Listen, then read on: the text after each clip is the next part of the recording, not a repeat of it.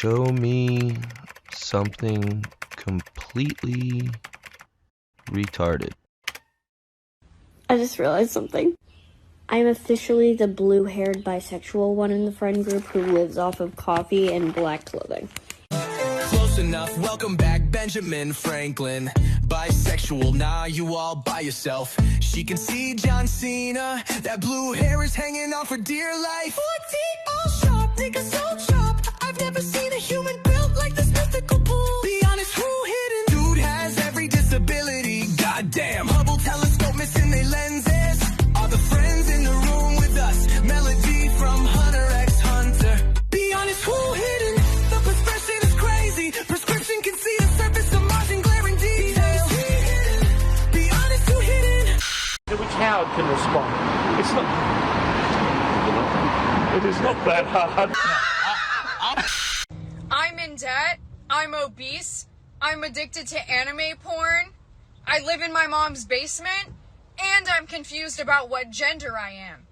Now, let me tell you how to fix the country. I love you. I think it is so cruel that there is not a fast-acting antidepressant.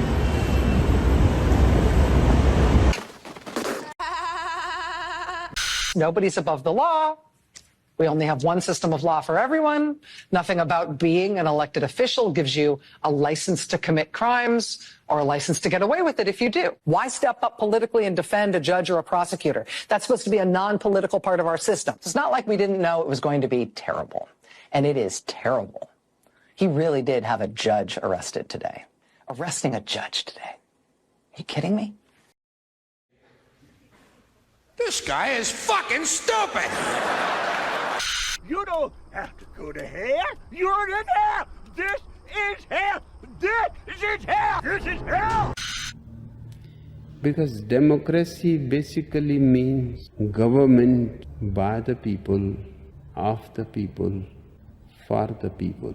But the people are retarded.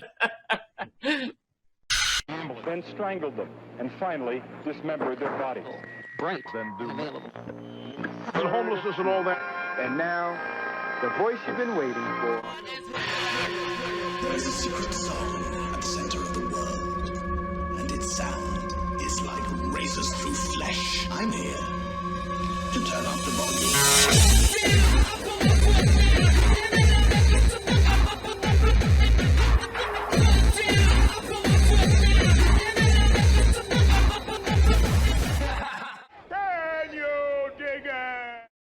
Stop being so game retarded.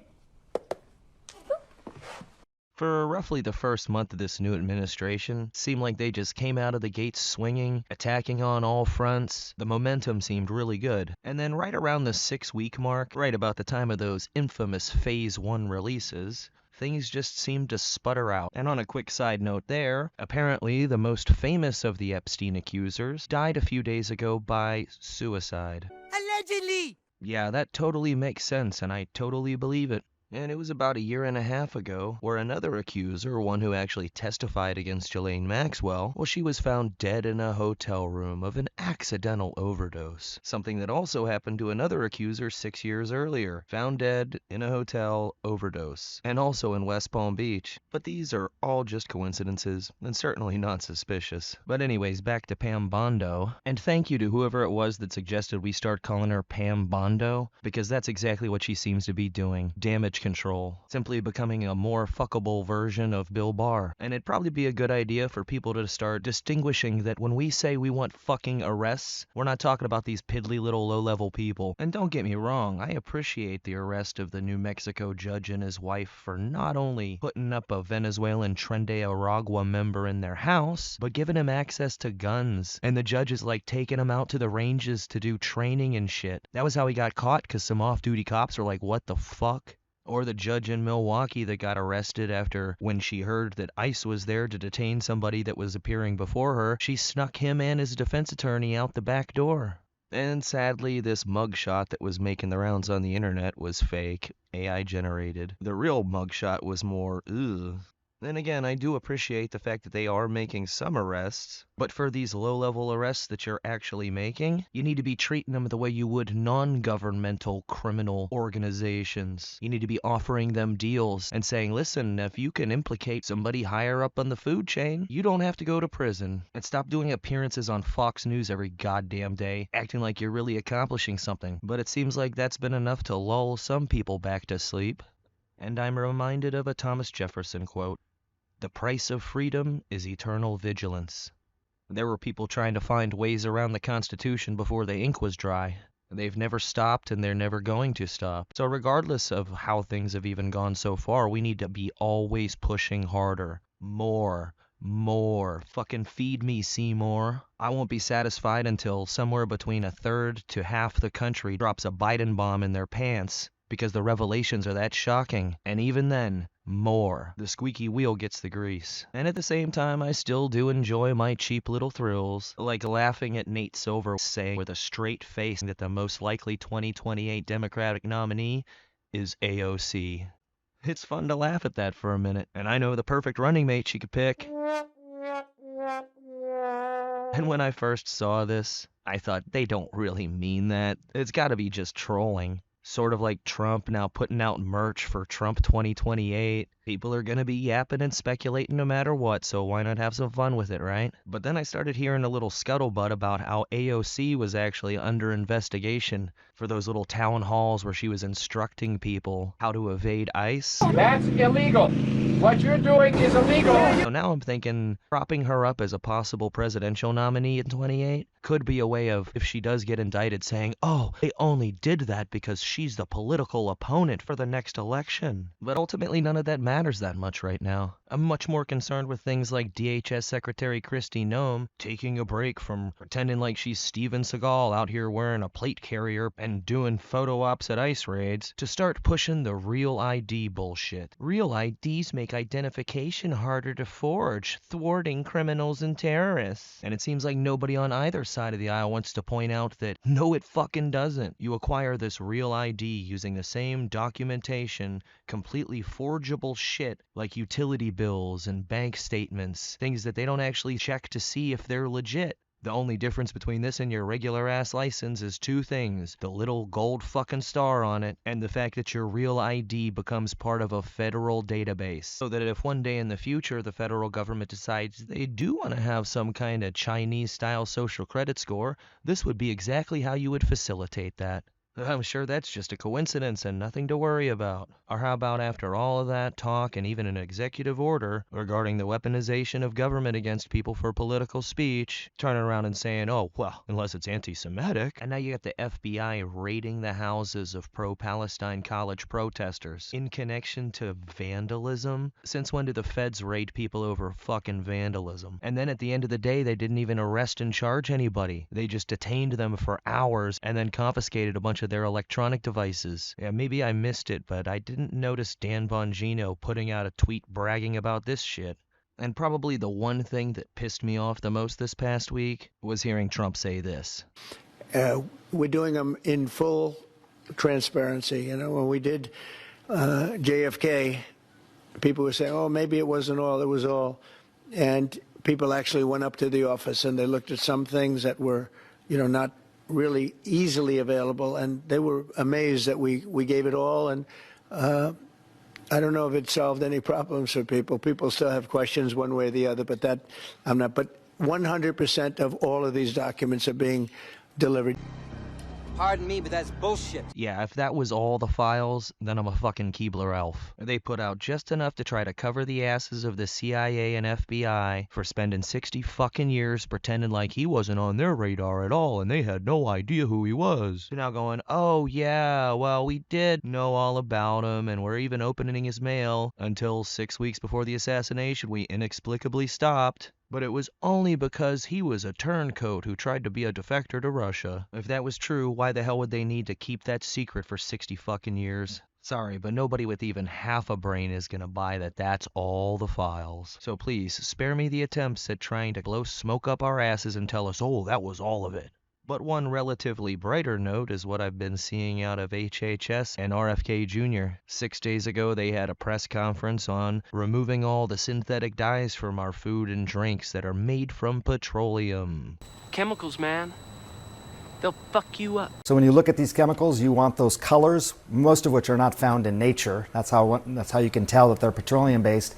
You want those colors to stay stable over time. So for example, take a look at these cherries. That is not a normal color, but that is red dye number 3. Or the strawberry frosting. I've had to memorize all these dye colors. Red dye number 40. That's what makes that color. Or for example, these lemon candies. This is yellow dye number 5. There was some concerns about it being linked with cancer or tumors in animals specifically. Over time, they were found to have certain carcinogens, maybe causing some of these neurobehavioral problems in children.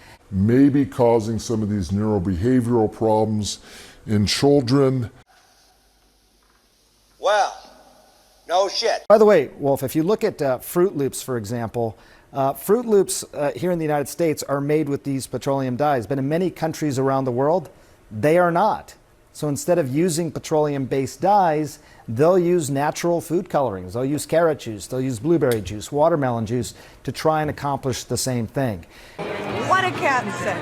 Many countries are fucking all of them. Is there even an industrialized country that imports U.S. food that allows these chemicals? But he very carefully and very deliberately frames it as most countries instead of everywhere but the U.S.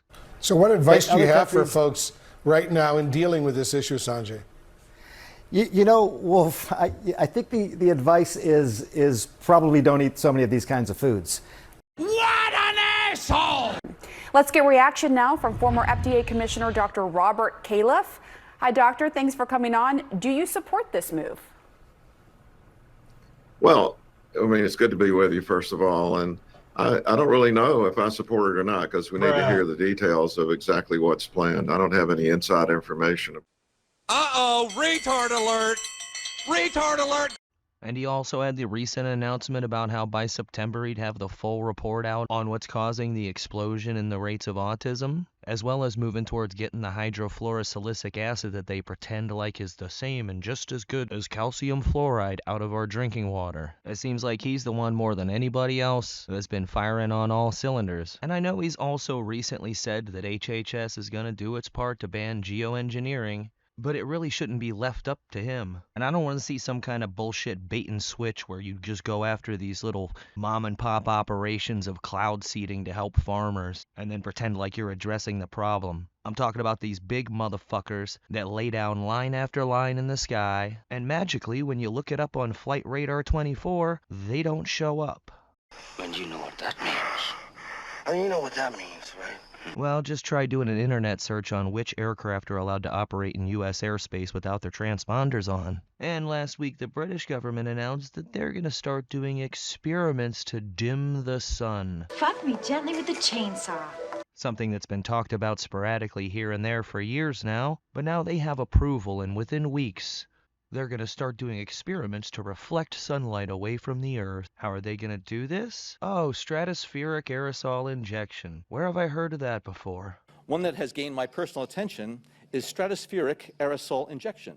Oh yeah, but this is brand new. They're going to use tiny particles released into the stratosphere to reflect sunlight. So it's just a coincidence that what people for decades have been saying that they're doing and been told that that's just preposterous, well, now that's going to start happening. But only now. That's never happened before, and you're crazy if you think otherwise.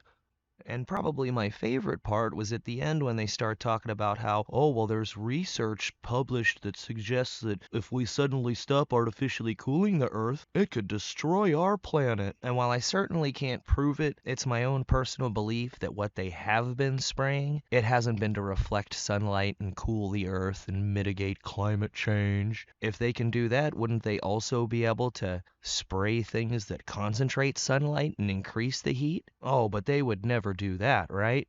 I mean, yes, that would further the narrative of how we need to have authoritarian control over every aspect of our lives, but no way they would ever do anything to exacerbate our problems in order to achieve that authoritarian control. That's crazy.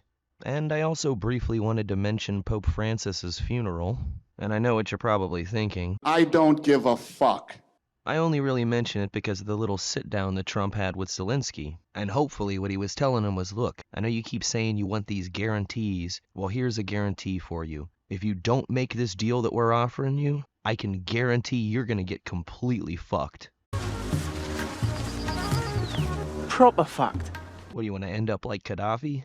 And apparently there was supposed to be a third included in this little sit-down. They had 3 chairs sitting there, but at the last second Trump said, nah, just me and him. And who was the third? It was gonna be Macron, Zelensky's little butt buddy. And good for Trump excluding that little pussy. He's still out there trying to pretend like Europe is even doing close to an even share of carrying the load. If it weren't for the US support, that war would have been over a long fucking time ago. And they probably would have lost a hell of a lot more of the country than the Russians are demanding right now. But even if there is a peace agreement reached, it'll just be temporary unless some fundamental things change. For all the good things that have happened so far in this administration, and there are some good things, there isn't anything that can't be undone. Just like after the first term ended. And that's why I'm saying they really need to kick it into fucking overdrive. If we don't see some very important people go to prison, as well as some actual major revelations, then this second term is going to amount to nothing more than a speed bump on our way to becoming a global gulag. To paraphrase Robert Frost, we have promises to keep,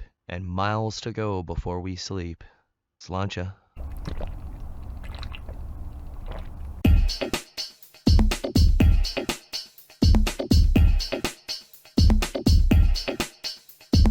All I have in this world is my thoughts and my words, and I don't break them for no one.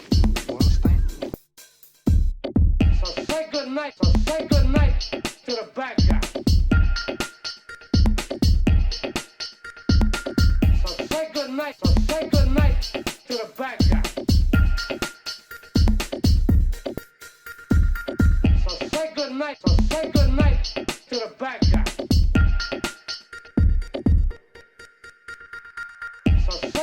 So say good night to the bad guy. Come on. Come on.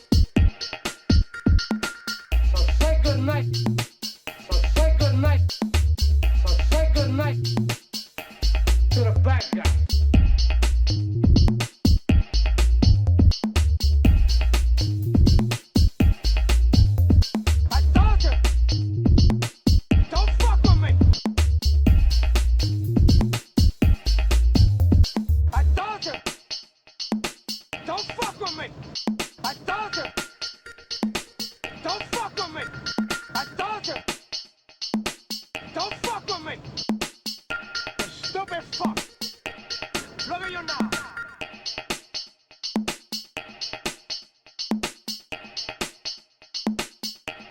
Look at you now.